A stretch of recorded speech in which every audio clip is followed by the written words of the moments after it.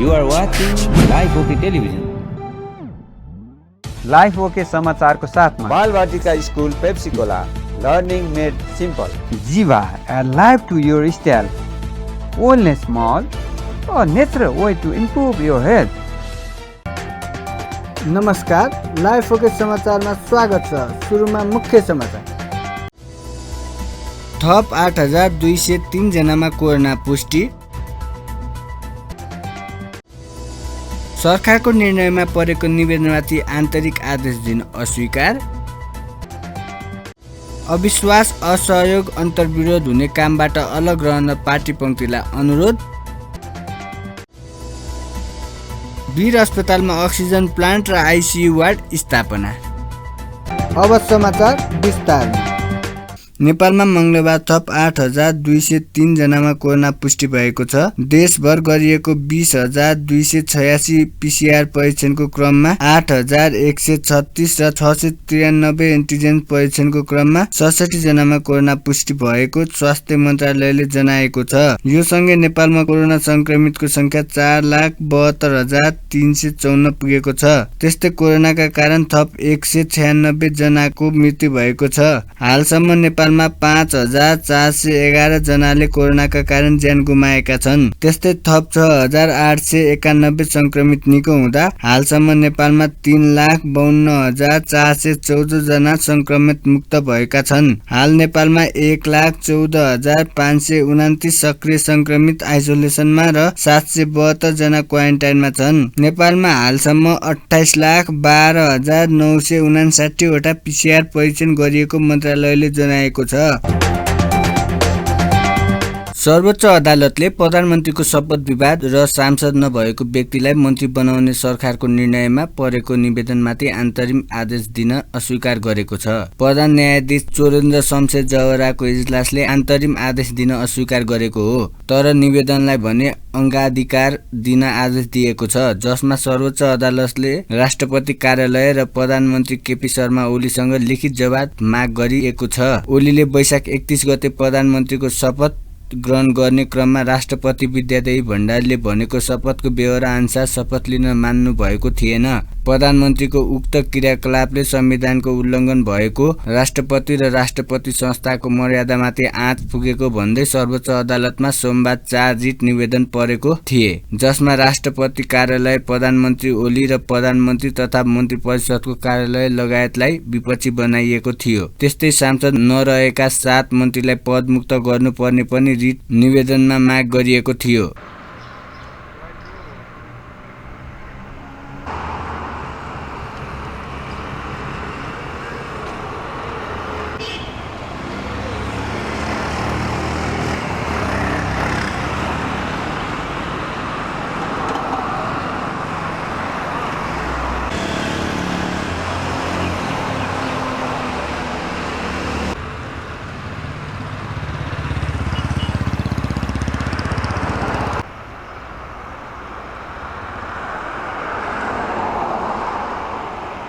गैर सांसदका रूपमा एकपटक मात्रै मन्त्री हुन पाउने भए पनि प्रधानमन्त्री ओलीले 7 जना गैर सांसदलाई दोहोर्याएर मन्त्री बनाएको भन्दै उनीहरूलाई पदमुक्त गर्नुपर्ने मागसहित रिट परेको छ।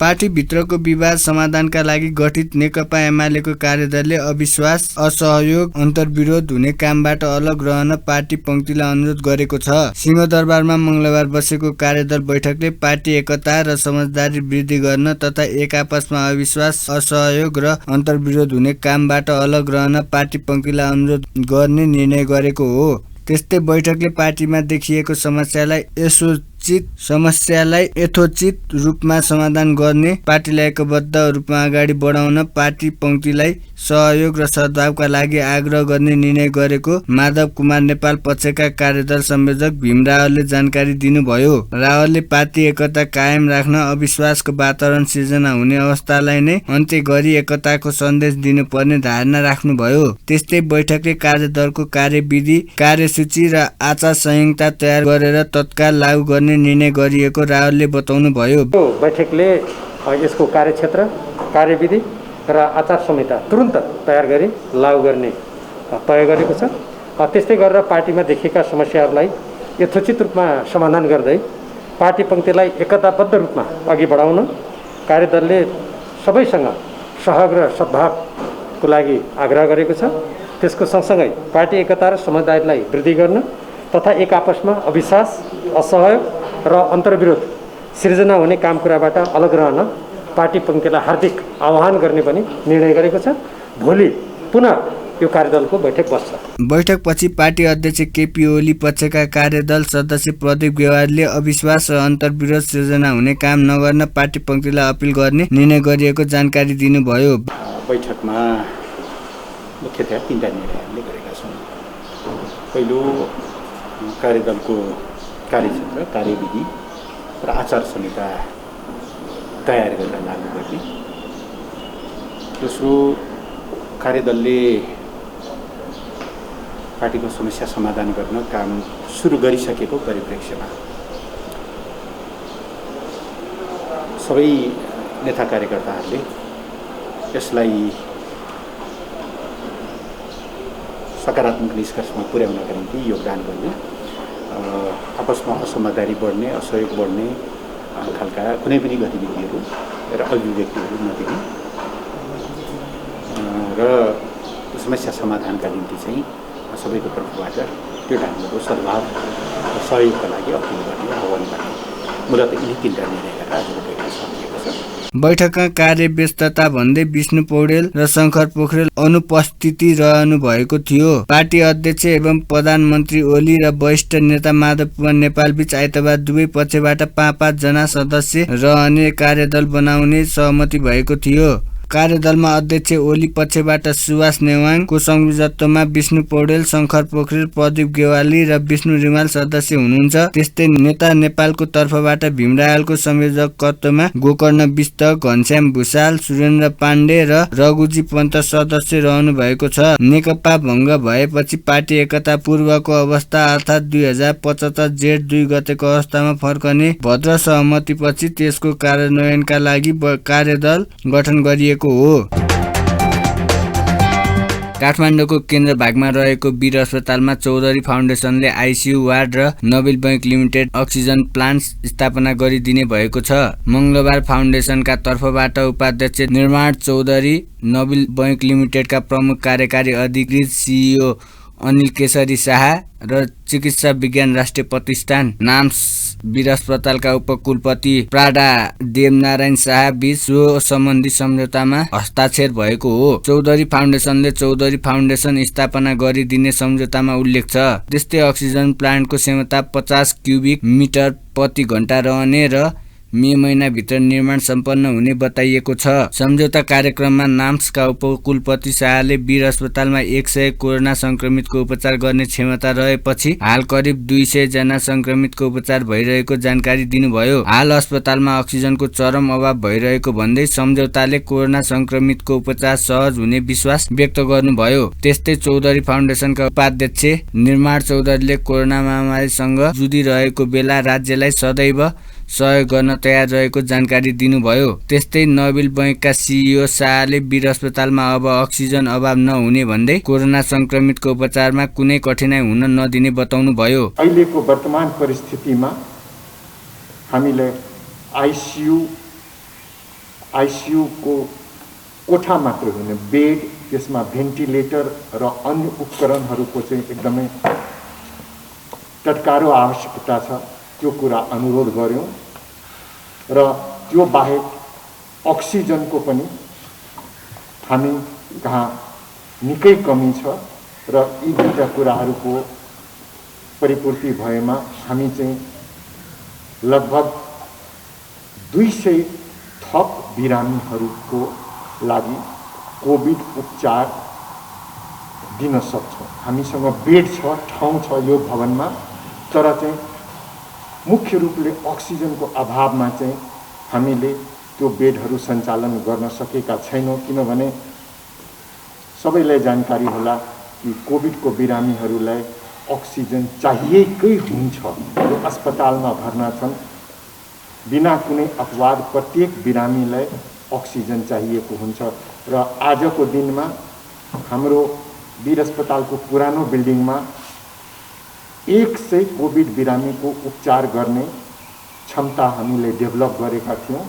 तर आजको डेटमा पनि हामी कहाँ त्यहाँ 173 बिरामी छन्। हामीले 200 सम्म बिरामी, 100 को क्षमता भएको ठाउँमा 200 सम्म बिरामीको उपचार गर्दैछौँ र लगभग प्रत्येक दिन विगत केही दिनदेखि हामीले अक्सिजनको कमी चाहिँ भोग्नु परेको छ र त्यसको तत्कालिक समाधानको उपायहरू गर्दै हामीले बिरामीहरूको उपचार गर्दैछौँ।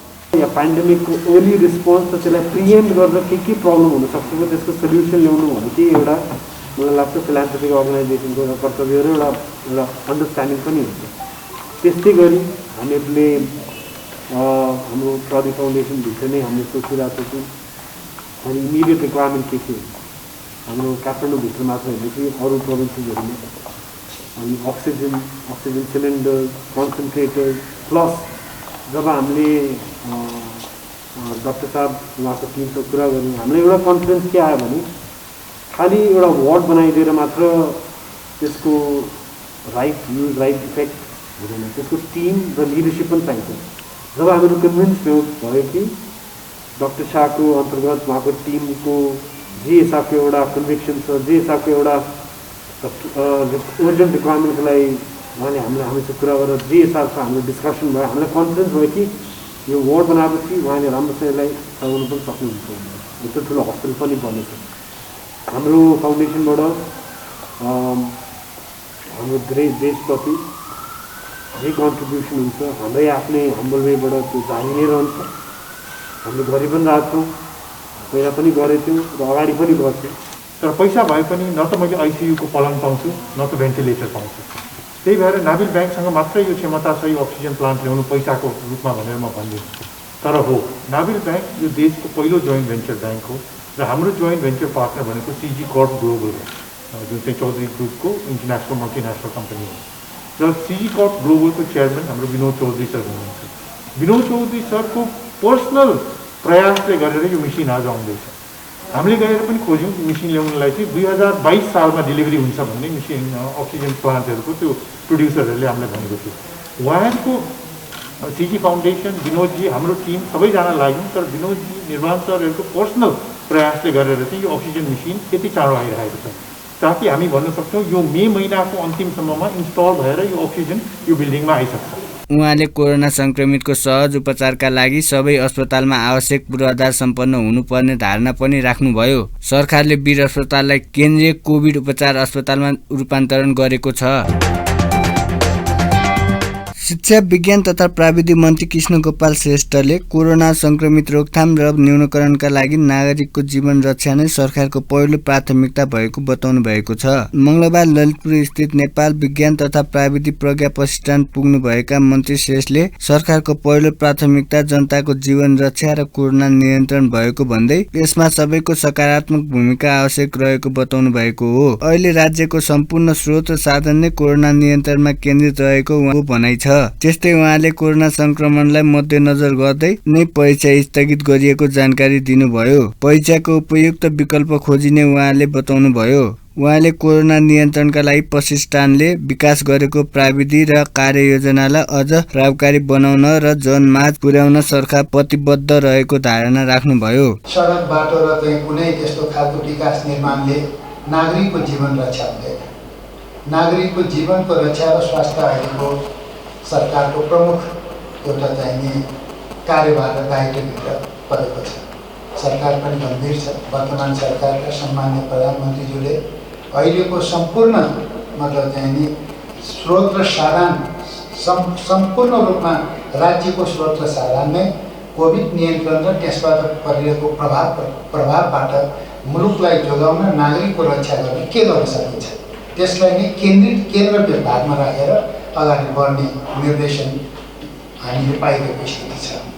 यो स्थितिमा अब शिक्षा तथा विज्ञान प्रविधि मन्त्रालय हामी आफै पनि अहिलेको यो सन्दर्भमा हाम्रो ठुलो विद्यार्थीहरूको सङ्ख्याको बारेमा हामी के गर्ने र विद्यालयमा हुन गइरहेको अहिलेको एसई एक्जामदेखि लिएर +2 को एक्जामलाई हामीले के गर्ने भन्ने सबमा विद्यार्थीलाई आन्दोलनमा राख्नु हुँदैन। विद्यार्थीलाई तनाव र टेन्सनमा राख्नु हुँदैन। अहिलेलाई एक्जाम स्टप हुन्छ भनेर हामीले यो प्रष्ट भाषामा अर्को विकल्प व्यवस्था नभएसम्मलाई हामीले जाँचलाई स्थगित गर्ने हो। कम्तीमा विद्यार्थी तनावमुक्त त भयो, न त कहिले जाँच हुने हो के कहिले मतलब जाँचको तयारी के गर्ने हो भन्ने खालको चिन्ता छ। तर यतिले मात्रै पनि हामीलाई मतलब चाहिँ पुग्दैन। अब जाँच त रोकियो, अब त्यसको विकल्प व्यवस्थापन के हुनसक्छ त, यसबारेमा शिक्षा मन्त्रालयको एउटा आफ्नै गम्भीर एउटा समस्या चिन्ताको विषय छ। यसबारेमा हामी सोचिरहेकै छौँ। यसको एउटा उपयुक्त विकल्प हामी दिने नै छौँ। सो क्रममा मन्त्री शेषले प्रतिष्ठानले निर्माण गरेको अक्सिजन सिलिन्डरको क्षमता मापन प्रविधिको परीक्षणको अवलोकन गर्नुभएको थियो। नेपाल भित्रिएको अक्सिजन सिलिन्डरको क्षमता मापन गर्ने प्रणाली नेपालमा नभएको कारण क्षमता मापन प्रविधिको विकास गरेको प्रतिष्ठानका प्राविधिक संकायका प्रमुख इन्जिनियर रविन्द्र प्रसाद ढकालले जानकारी दिनुभयो। अक्सिजनको सिलिन्डर टेस्टिङ फेसिलिटी विकास गरौँ। यसबाट दुईटा काम हुन्छ। एउटा नेपालभित्रै सिलिन्डर बनाउने अभियानलाई सपोर्ट गर्न सकिन्छ। अर्को बाहिरबाट लिएर आएका सिलिन्डरलाई पनि हामी टेस्ट गरेर यो सिलिन्डर ठिक छ ठिक छैन भन्न सक्छौँ। र अर्को अझै पुराना सिलिन्डरहरू जुन जेनरली के हुन्छ भने अक्सिजन हाइली सिलिन्डरसँग रियाक्टिभ हुन्छ, जसले गर्दाखेरि 10-15 वर्षको स्टोरेज पछाडि त्यो सिलिन्डर काम लाग्दैन। त्यसकारणले त्यस्तो बेलामा पनि हामीले टेस्ट गर्दै अक्सिजन भर्दै हस्पिटल पठाउन सक्यौँ भने बल्ल हाम्रो चाहिँ काम अलि बढी जस्टिफाएबल हुन्छ भन्ने लागेको कारणले गर्दाखेरि हामीले अक्सिजनलाई टेस्ट गर्नको लागि यो पूर्वाधार निर्माण गरेका हौँ। यो पूर्वाधार निर्माण गर्नको लागि तपाईँले पछाडिदेखि देख्न सक्नुहुन्छ त हामीले तल एउटा एब्जर्प्सन सकलाई एब्जर्प्सन गर्नको लागि टायरमाथि एउटा कङ्क्रिट स्ट्रक्चर बनाएका छौँ। त्यो बिचमा सिलिन्डर राखेका छौँ र हामीले जुन एउटा प्रेसर दिँदै जाँदाखेरि कुन लेभलको प्रेसरसम्म धान्छ भन्ने कुरा अध्ययन गर्नुपर्ने हुन्छ। यो ग्यासको एउटा साइन्स हेर्दै गर्दाखेरि चाहिँ एउटा फिलिङ प्रेसर हुन्छ, जसले हामीले त्यो सिलिन्डरमा ग्यास कतिसम्म लोड गर्न सक्छौँ भन्ने एउटा प्रेसर छ भने त्यसलाई हामीले त्यो सिलिन्डरको कपासिटी जाँच्नको लागि चाहिँ कति प्रेसरसम्म यसलाई दियो भने ऊ नफुटेको कन्टेक्स्टमा चाहिँ यो सेफ हुन्छ भन्ने हिसाबले हामीले जाँच्नुपर्ने हुनाले एउटा सेफ्टी फ्याक्टरको लागि 1.5सम्म गयौँ भने फिलिङ प्रेसरको 1.5सम्म जाँदाखेरि हामीले यो पास भएको हामी आङ्कलन गर्न सक्छौँ। जसरी अहिले एलपिजी ग्यासले 15 बारको प्रेसरलाई करिब 20देखि 25 बारसम्म मात्रै टेस्ट गरेर पठाइराख्नु भएको छ बजारमा भने हामीले के चाहेका छौँ भने यसको ब्रेकिङ प्रेसरसम्म जाउँ अथवा 2.5 को प्रेसरसम्म गयौँ भने यसले चाहिँ यो सिलिन्डर काम प्रयोग गर्न उपयुक्त हुन्छ भन्ने लेभलको काम गर्नलाई टेस्ट गर्नको लागि चाहिँ हामीले यो प्रेसर दिँदै यो टेस्टिङ फेसिलिटी विकास गरेका छौँ। उहाँले उक्त प्रविधिको परीक्षण भइरहेको बताउनु भयो। प्रतिष्ठानले कोभिड-19 र यसका प्रभाव न्यूनीकरणका लागि गरेको गतिविधि समेत मन्त्री शेषले जानकारी गराएको थियो। काठमाडौँ उपत्यकामा कोरोना संक्रमण बढ्दै जाँदा संक्रमितको उपचारका लागि पनि कठिनाई भएको छ। बेड अभाव भएपछि शुक्रराज ट्रपिकल तथा सरुवा रोग अस्पतालले टेकुमा कोरोना संक्रमितको भुइँमै सुताएर उपचार थालिएको छ। काठमाडौँको टेकु स्थित सरुवा रोग अस्पतालमा समेत बेड अभाव भएपछि आकस्मिक कक्ष बाहिर भुइँमा नै राखेर बिरामीको उपचार गरिएको हो। त्यस्तै अस्पतालको कम्पाउन्डमा नै उपचारको प्रबन्ध मिलाइएको छ। कोरोना संक्रमण हत्ते बढेसँगै गम्भीर बिरामीको संख्या पनि थपिँदै जाँदा मुलुकभर बेड र अक्सिजनको अभाव देखिएको हो।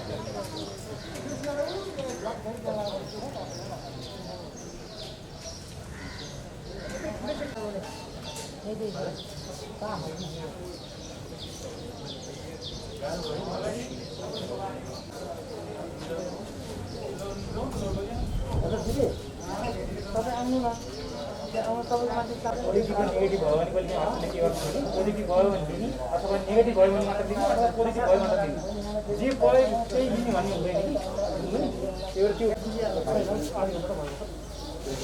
चाँडै नै आउँदैन त्यो 2 घन्टाभित्र विदिन 2 घन्टा पछि होइन विदिन 2 घन्टा भित्र पनि तिम्रो मान्छेले सक्छ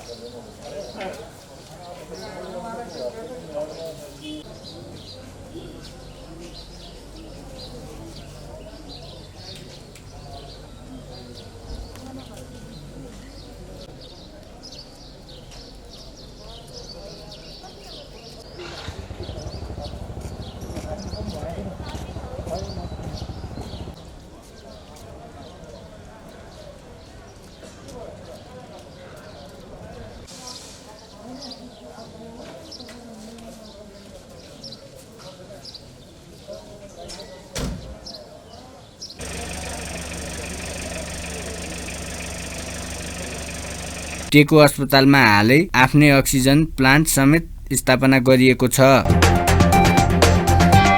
काठमाडौँमा कोरोना भाइरस संक्रमणको दर बढ्दै गएपछि उपत्यकामा लगाइएको निषेधाज्ञा जारी छ। अत्यावश्यक बाहेकका सवारी साधन सञ्चालनमा प्रतिबन्ध लगाउँदै हिँडडुल आगमनमा रोक लगाइएको कारण उपत्यकाका मुख्य सडक प्राय सुनसान छन्। निषेधाज्ञा लागू गराउन मुख्य सडक र चोकहरूमा सुरक्षाकर्मी परिचालन गरिएको छ। प्रशासनले निषेधाज्ञा पालना नगर्नेलाई कारवाही गर्ने चेतावनी दिएको छ। सडकमा पैदल यात्रु समेत अत्यन्त न्यून देखिएका छन्। निषेधाज्ञा उल्लङ्घन गर्नेलाई होल्डिङ सेन्टरमा केही समय रोकेर छाड्ने गरिएको छ।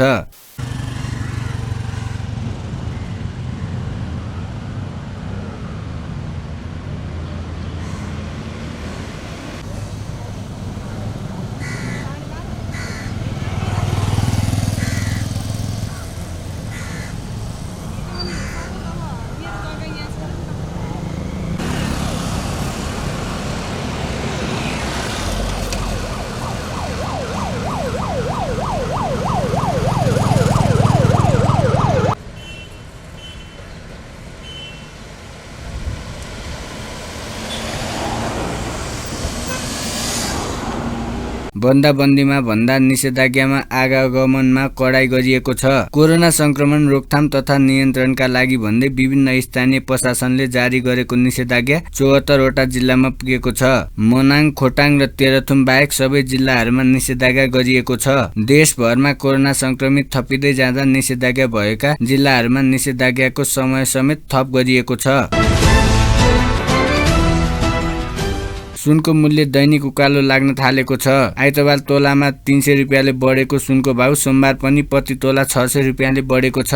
यस दिन छापावाला सुन प्रति तोला 93,400 रुपियाँमा कारोबार भइरहेको छ भने तेजाबी सुन 92,900 रुपियाँमा खरिद बिक्री भएको छ। अघिल्लो दिन सोमबार छापावाला सुन प्रति तोला 92,800 र तेजाबी सुन प्रति तोला 92,300 रुपियाँमा खरिद बिक्री भएको थियो। यस दिन चाँदीको भाउ पनि उच्च रूपले बढेको छ।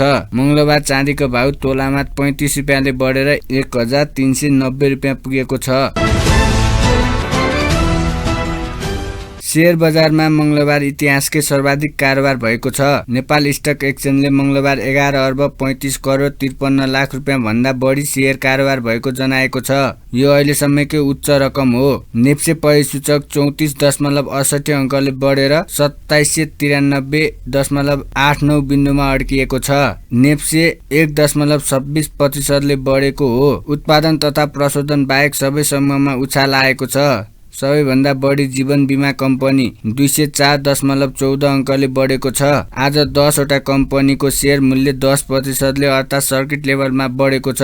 नेप्से सूचक र खरिद बिक्री रकम दुवैले मंगलबार नयाँ रेकर्ड कायम गरेको हो। खरिद बिक्री रकम 67 करोड 92 लाख रुपियाँ भन्दा बढी सहित नेपाल पूर्ण बीमा कम्पनी अगाडि छ।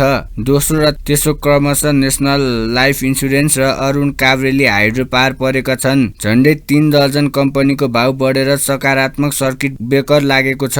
होटेल तथा पर्यटन, फाइनान्स, हाइड्रो पावर लगायतका समूहमा आकर्षण बढी देखिएको छ। 215 कम्पनीको 2 करोड 31 लाख भन्दा बढी किता शेयर कारोबार भएको छ। अन्त्यमा मुख्य समाचार फेरि एकपटक। थप 8203 जनामा कोरोना पुष्टि। सरकारको निर्णयमा परेको निवेदनमाथि आन्तरिक आदेश दिन अस्वीकार। अविश्वास, असहयोग, अन्तर्विरोध हुने कामबाट अलग रहन पार्टी पङ्क्तिलाई अनुरोध। वीर अस्पतालमा अक्सिजन प्लान्ट र आइसियु वार्ड स्थापना। हस्त अहिलेका लागि लाइफ ओके समाचार यति नै। हेर्दै गर्नुहोला लाइफ ओके टेलिभिजन। नमस्कार। लाइफ ओके समाचारको साथमा Balwatika school Pepsicola, learning made simple. Jiva, a life to your style. Wellness Mall, a natural way to improve your health.